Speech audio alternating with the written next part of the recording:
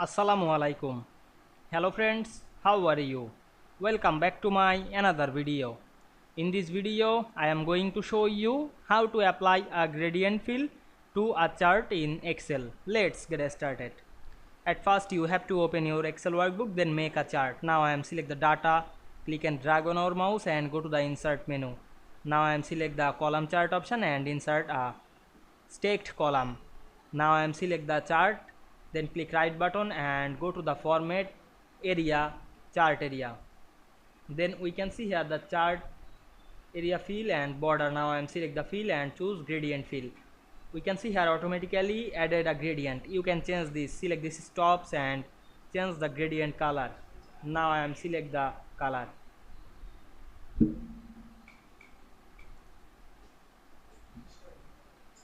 Now we can see we add gradient fill to chart easily. I hope you enjoyed my video. Please like, comment, share and subscribe my channel. Thanks for watching.